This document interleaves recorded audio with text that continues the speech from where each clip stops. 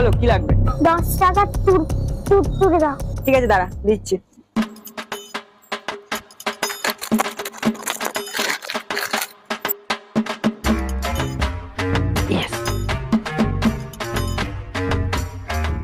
এই বাবু শোন, ওই কুরকুরি গুলো আছে না, ওগুলো কাউকে দিবি না, কারণ ওগুলো ডেট এক্সপায়ার হয়ে গেছে।